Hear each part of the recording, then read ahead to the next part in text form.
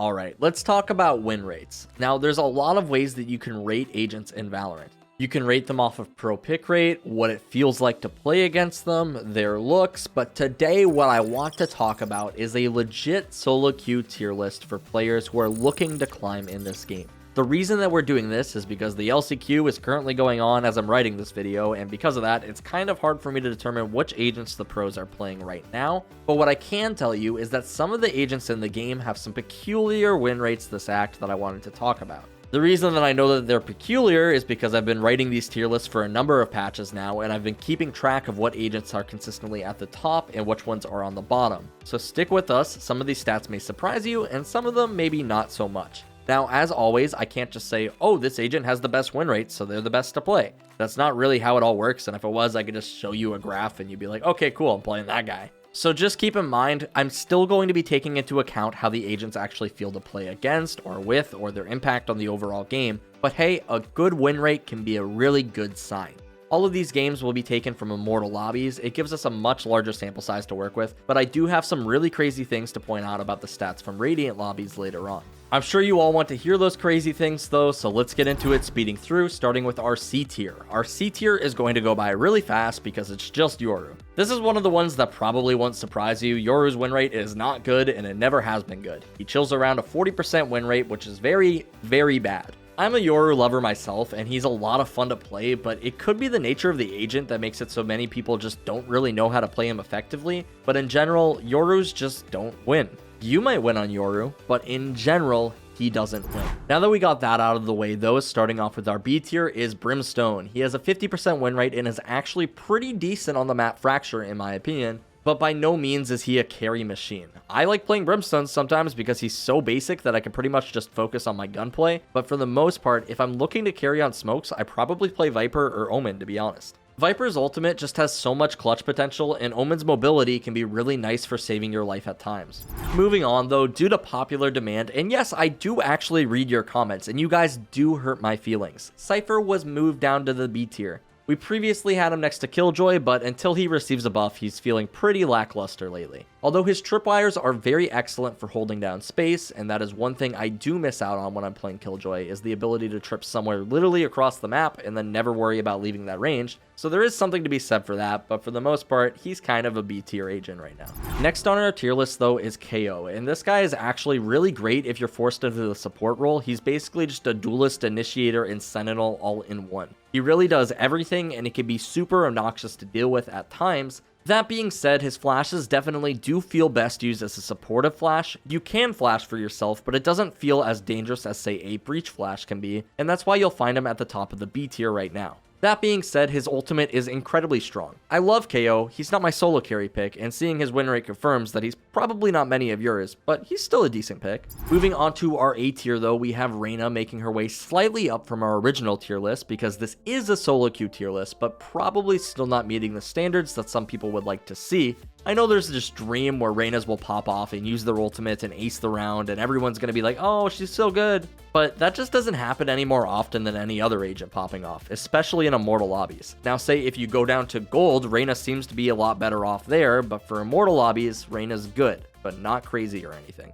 I normally place her in the B tier because of her lack of team utility, but for the most part, Reyna's strong, just not S tier. Right above Reyna though, we have an agent who can bring a lot of team utility, and it's ya boy Breach. Breach's win rate is actually really high in Immortal lobbies for some reason, and I say for some reason because Breach previously had one of the worst win rates in the game. That may surprise some of you, but Breach's win rate is not normally that good, but for some reason this act, he's really popping off. Big Bully Breach is one of the initiators I think of when I think of solo carry, and this definitely aligns with what we're seeing right here. Might I add that Breach is a very strong pick on the map Fracture due to a lot of really awesome fault lines that he can utilize early on in rounds, as well as his ultimate covering the entirety of both sites. He also counters that pesky Killjoy ultimate below the site, which is a hassle that many players just don't know how to react to right now, so yeah, pick Breach on Fracture. And that's funny too, because Killjoy is our next agent on the tier list who is also really good on Fracture because she can place her ultimate below the entire site. You just gotta hope that they don't have a breach. These guys literally write themselves, this is great.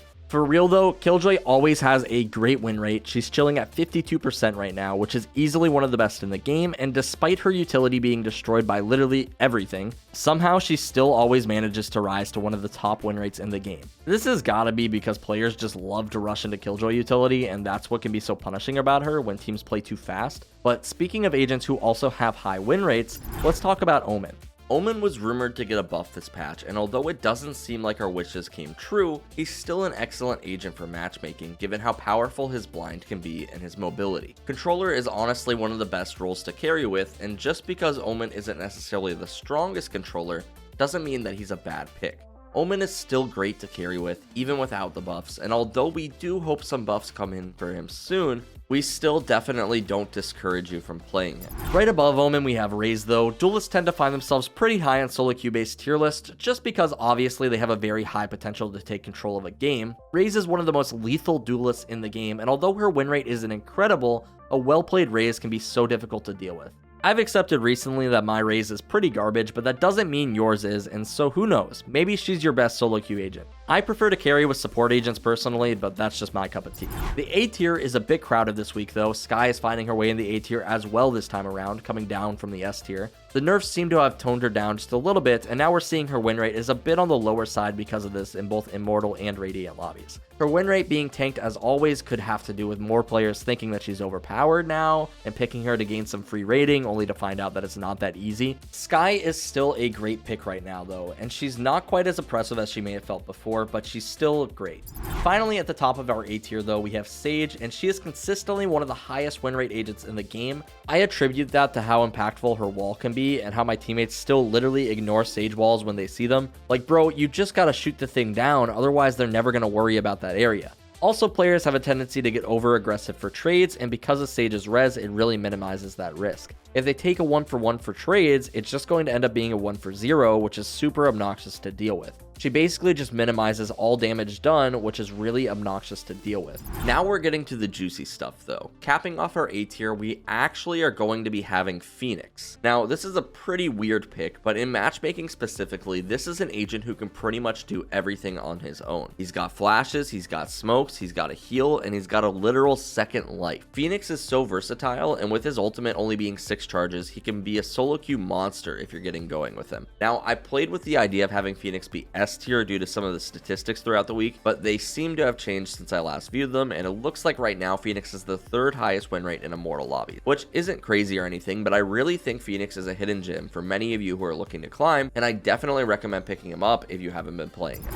Moving on to our S tier though, we have Astra. She's an agent who saw her rise to our S tier last tier list, and Astra can be super strong in the right hands. And although her win rate in Immortal lobbies is just under 50%, we believe that a well-played Astra can really take control of a game. Astra is a great agent, and I don't think just because she's difficult, it should dissuade people from playing her.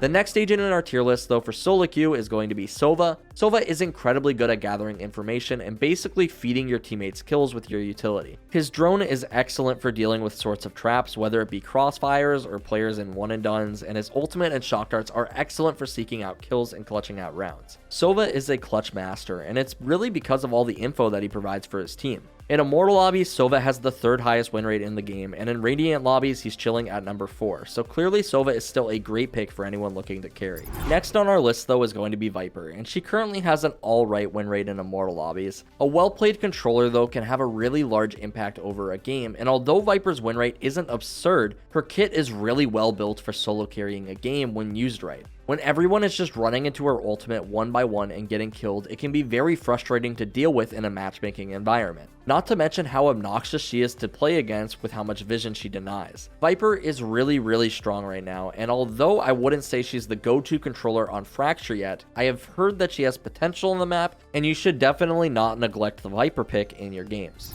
Lastly, this brings us to our OP tier of the week, and ironically this could also be called the Op tier of the week because Jett is running the show. A good Jett with an operator is consistently one of the most frustrating things to deal with in solo queue, and we all know exactly what I'm talking about. Playing versus Jett sucks because she easily has the potential to control an entire game, making you question what angles you want to peek early on and where you want to push far more than normal. She gets into your head, and that's what sucks about her the most. Your team starts to get picked off one by one, and suddenly you're down in numbers 2 seconds into the round. If this were an overall tier list, I would personally put one of the supportive agents as OP tier, probably Sova again, maybe Viper. But since it's a solo queue tier list, I can't possibly deny that Jett is just incredibly oppressive to deal with. As always though, if you had any thoughts or comments, be sure to let me know down below what you think. And also remember, if you wanted to learn how to play any of these agents, maybe you want to learn all of the best Jett tactics to carry your games, we have all of those courses available over on our website. This is all backed by our rank improvement guarantee, so if you don't find the value that you're looking for, it's literally no risk. Come on over to skillcapped.com. The water is fine. My name is King, and thank you all for watching. We'll catch you in the next one.